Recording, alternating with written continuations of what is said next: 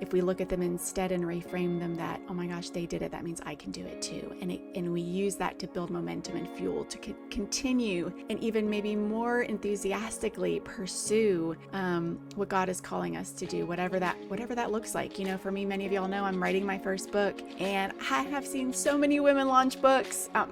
For years, but especially in this last year of putting together my proposal and really narrowing in on what my book is and writing it. I've seen so many women, you know, write books, launch books, you know, sign contracts with publishers and agents, and it's been so good for my soul to go, oh my gosh, there's another lane, there's another woman, there's another example of, you thought that story's already been told. No, it's not been told by you, and it's not been told in the way that only you can tell it.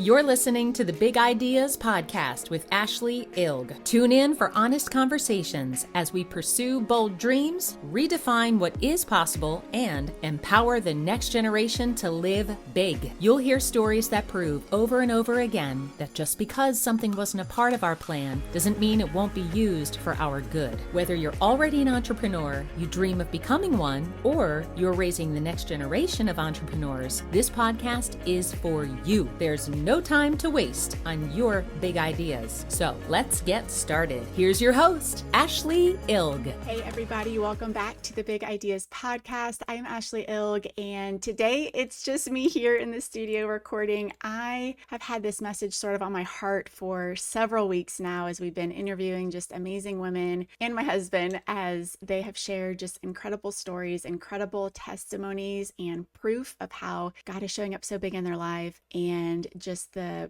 bravery and the boldness and what that means really for all of us when one person shows up big, the ripple effect of that in our lives. And so God's really just been putting this message on my heart, and I was like, I've got to do a solo episode. I know that's not really what we've been doing this season, but I couldn't ignore the pull to do it. And so the message behind this episode is really about the power of cheering each other on, the power when we choose to not believe the lie of scarcity, the power of refusing to believe that just because she's winning or she's moving on or looks like maybe she's further along than I am, that it automatically means that I'm no longer qualified or I'm too late or I may as well stop now.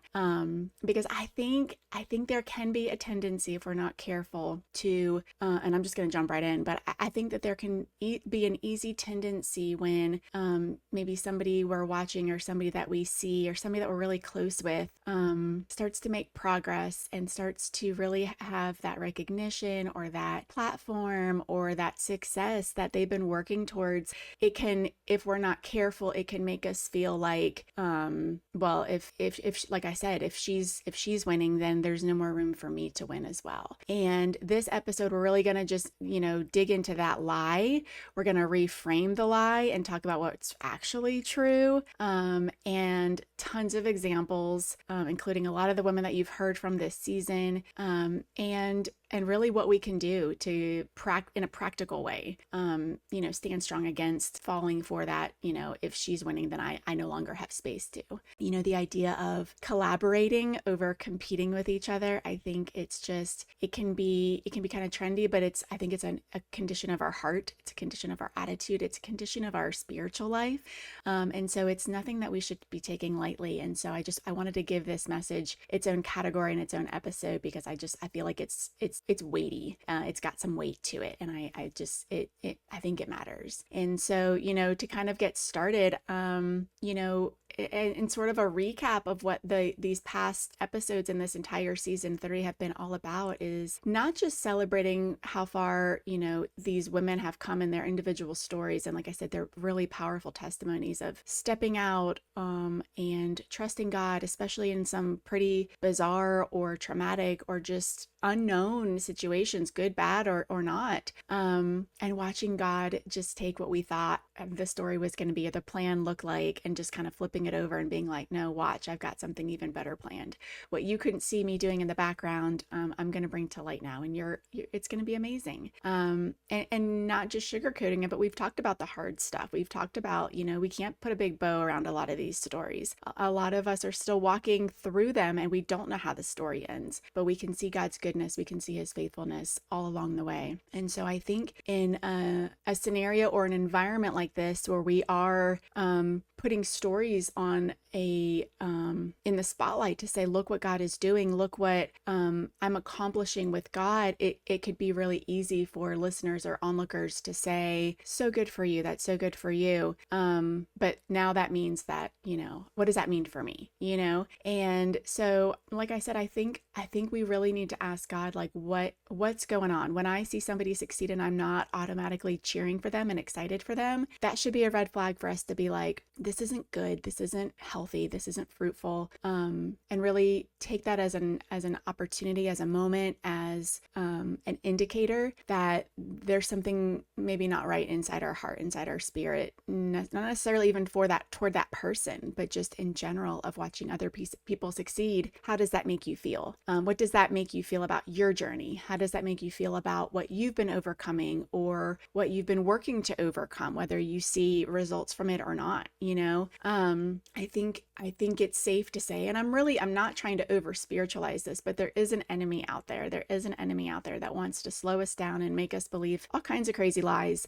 The good news is the lies are always the same. He is not creative. He uses the same lies over and over again. And I do think one of the enemy's tactics is to get us confused about our calling, confused about our gifts. And if we can fight with each other about them, then he's winning and he doesn't have to use his time anymore. We're just going to do his job for him, right? We're just going to attack each other and keep ourselves kind of buried in this, kind of bitter, just unfruitful position. And so it is a real lie, just because she's, like I said, getting these sales or getting this success, it doesn't mean that we've missed our mark. I love the story of multiplication in the Bible in the New Testament, where there's two scenarios specifically where he feeds the multitudes with just a few fish and a few loaves of bread, and I've posted about this before. It's just one of my favorite stories. It's actually one of the very only stories that are told in all four of the Gospels, which is just kind of a fun fact. I feel like God did not want us to miss this part, that kingdom math, the math that only God can do, is multiply. We can add, we can subtract, but he's the one that does the multiplying. He can take the 5 loaves and the 2 fish and feed 5,000. That doesn't make sense in our world. That doesn't make sense with what we're capable of doing. But with him, he can do that. And,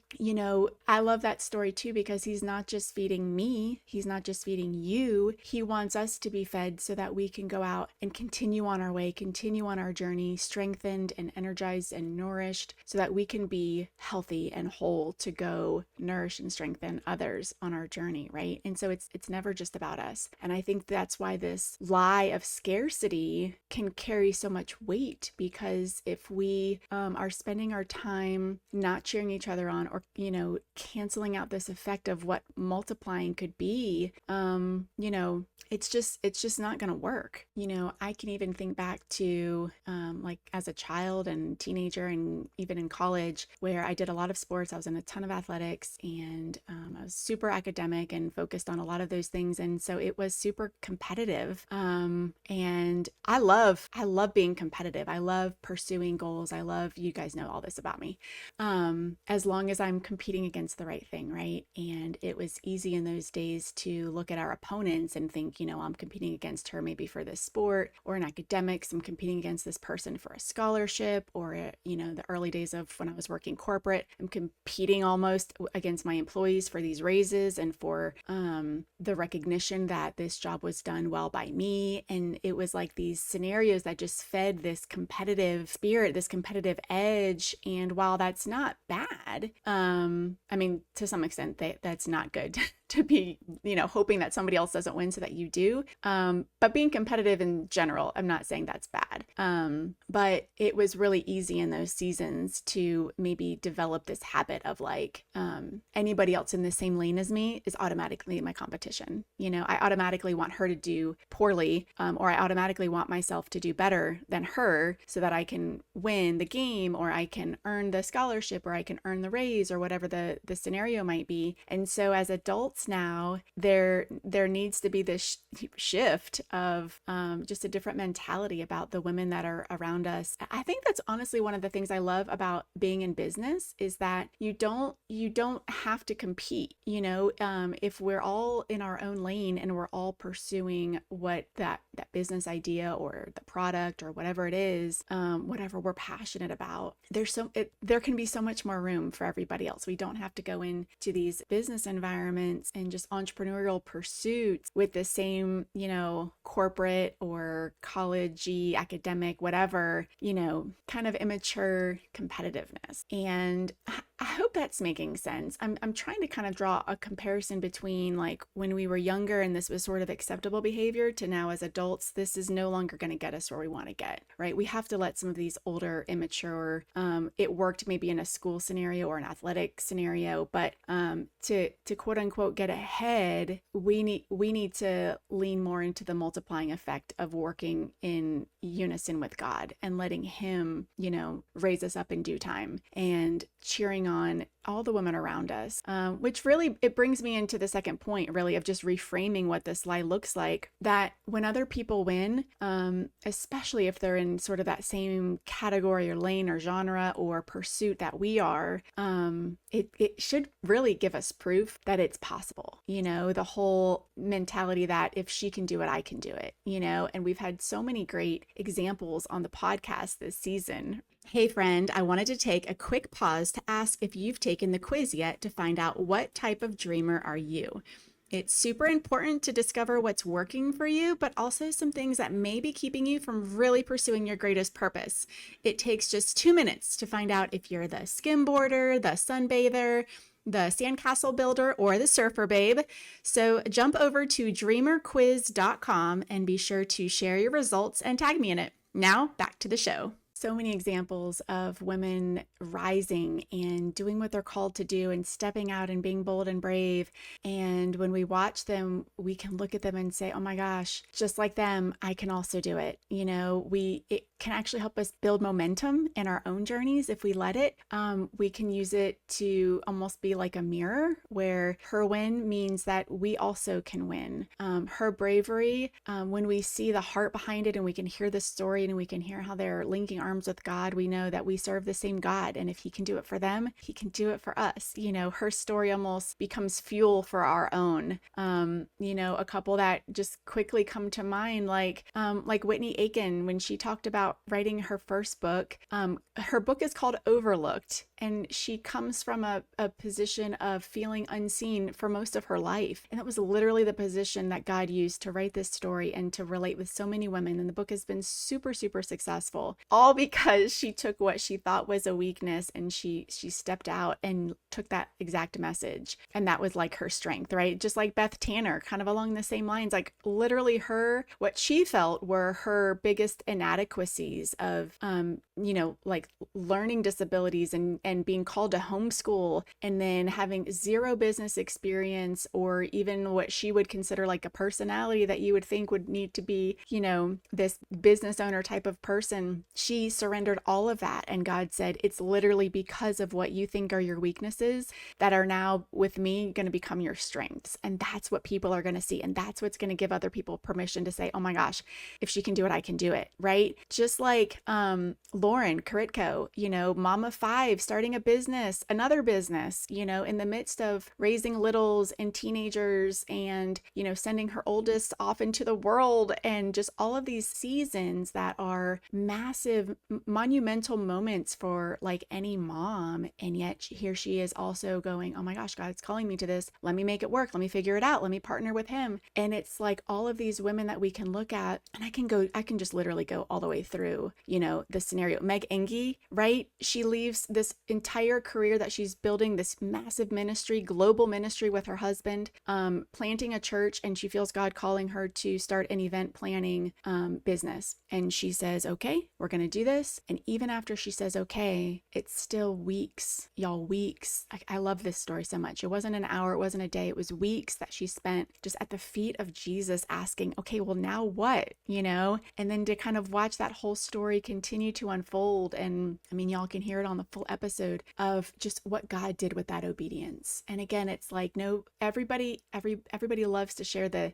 testimony and the end game and the whole, this is where I am now because God is so good. And those stories are awesome. But I've loved this podcast season for so many reasons, but one of the biggest reasons is we've been able to share the mess and the hard and the, oh my gosh, what is happening right now moments sort of in real time, so that everybody listening and myself can just go, oh my gosh, if God can do it for them, he can totally do it for me. And again, it just helps defeat that scarcity lie one more time on a deeper level. Mary Morance's book, when we had her on the episode, she just launched her third book, Underestimated, and one of her biggest things is just combating and just coming back again and again against the lie that, when we hear the lie that, somebody else has already done it, they've done it better than you, there's no need for you to come again, that somebody's already done it faster, better, braver, you're too late to the story. Rebecca George's book, You're Not Too Late, literally the title of her book, just comes against that lie that the enemy loves to tell us that,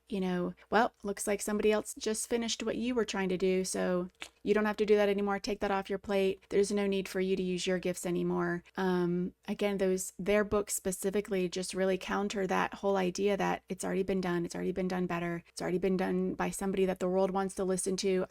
Mary just targets so many common lies, again, that the enemy tries to just make us believe that are just ridiculous. And like I said, when we listen to the stories and we really own the stories as our own, instead of looking at them as competition or proof that we're too late or we can't do it or the world doesn't care if we do it. If we look at them instead and reframe them that, oh my gosh, they did it, that means I can do it too. And we use that to build momentum and fuel to continue and even maybe more enthusiastically pursue what God is calling us to do, whatever that looks like. For me, many of y'all know I'm writing my first book, and I have seen so many women launch books, for years, but especially in this last year of putting together my proposal and really narrowing in on what my book is and writing it. I've seen so many women, write books, launch books, sign contracts with publishers and agents. And it's been so good for my soul to go, oh my gosh, there's another lane. There's another woman. There's another example of, you thought that story's already been told. No, it's not been told by you. And it's not been told in the way that only you can tell it.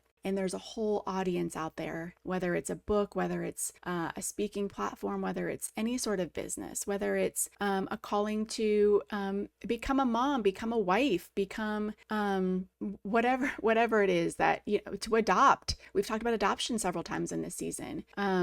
Just knowing that when somebody else has gone forward, it's just creating, they're just blazing the trail even more for ourselves, to kind of use a cliche there. I'm so passionate about showing other women what has been done in my life and in showcasing and featuring these women on this season, to show you when God shows up to be our partner, whether it's in business or family or whatever the call is, that he is so capable and he wants us to win, and he wants us to use exactly the skills and gifts and talents that he's given us uniquely in such a way that glorifies him, right? Which really kind of brings me to the third part, really the last main part of this conversation, really, that God just really, really put on my heart, that when we are cheering others on, it's not just for us. It's not just to go, look, I'm doing a good thing. We're planting seeds, right? Just like in everything we do, with our words, they're planting seeds. With our actions, those are seeds sown. And sowing into other people's lives, into other people's success is such fertile soil. There's so much faith. There's so much goodness. There's so much richness that comes from pouring our words, pouring our encouragement, becoming a cheerleader for somebody else long before we have our own success, maybe that we're waiting on, especially. It's so powerful to take those opportunities and to sow those seeds. The seeds always come up. It's a spiritual law. Whatever you sow, you will reap. And so if, on the other hand, if we're sowing criticism or judgment or bitterness when somebody else is succeeding, then unfortunately unfortunately, that's going to come up too. And so proactively and intentionally cheering on other women in their pursuits with genuine, true applause and congratulations, and just co-laboring with them in any way possible, even if that means liking something on their social media or sharing a post or sending them a text or, showing up in any way in their life to let them know that you are there for them, you are cheering them on. That will come back. It will come back. And it's not fake, there's a joy that comes when we're cheering other people on, and in our hearts we know it's real. In our hearts we know that we are genuinely excited for them. We're genuinely hoping that everything works out so good for them. It brings so much joy to our own hearts, right? And we do have to be careful though that it's true, and that it's we're not doing it with a motive or an intention that, well, I'm going to sow these seeds and I'm going to, congratulate her and I'm going to like her stuff and I'm going to share it so that I'll get it in return. There's a fine, that's not even a fine line. There's a clear, bold line where God knows our hearts. God knows our intentions. And whether we're showing up and going through the motions, trying to look like we're being nice, at the end of the day, God knows. And, if we are, I heard this message or teaching maybe years ago that we can either receive a reward from man or we can receive a reward from God. Which would you rather, right? And it's such a good mindset and reminder when we're focusing on cheering on others, and we're sowing those good seeds, and we're pouring into other people with no expectation for anything in return, and we're so genuine about it, and our heart's in the right place and our motives are pure. God sees that, and God is going to reward that. We don't have to seek the reward from someone else saying thank you, here's your reward for that, or thank you for this. That's the only reward you'll get if it's fake and if it's insincere and if it's not genuine and it's not coming from a real just genuine heart. Because at the end of the day, we don't have to fight for the spotlight. God's timing is always perfect. His timing is not a competition. It's, even if we feel like we're in the back row right now, we're not overlooked. We're still in training. We're still in a position of being molded and prepared for the reward that only God has planned for us, right? And so in closing, I have loved this season, like I said, just for proving again and again that bold obedience is so contagious, and it can be contagious in the best way. It can help spur so many of us on and remind us that God is so good in even our hardest and most scary detours of life, right? But if we're not careful, we can also use these stories of success and look what God did and look how God showed off to put limits on what God has for us, right? And to sow seeds of things that are not going to produce fruit, right? If you've been stirred, if you've been encouraged, if you've been inspired by any of these stories, I promise you it's not by accident. And I'm so hopeful that the conversations were fruitful for you. And just again, just as a reminder, what God did for her, he can totally do for you. And so don't stop clapping. Don't stop clapping. It's literally strengthening you for your journey. And when you reach or you achieve whatever it is that you're working towards or you're hoping for or you're trusting for, you're going to turn around. You're going to see such a crowd of people back there cheering for you as well. And hopefully along the way. And if I don't know you and I don't know what you're working towards, please reach out. Please send me a message. I'd love to know what you're working towards. I'd love to be part of that cheerleading squad for you. But to close out this conversation, I hope that the law of scarcity does not have a place in your life. I hope that by bringing attention to it for the sake of sort of debunking the lies that are just so limiting, that if she's winning, then I cannot. I'm hoping that by bringing these lies to the surface that we can see what's actually true and what we actually want to intentionally pursue. We want to intentionally pursue sowing good seeds and believing in others and cheering them on with a genuine heart, right? And so I would ask you, these maybe closing thoughts, has there been somebody that you've been a little jealous or having this sort of mindset around lately?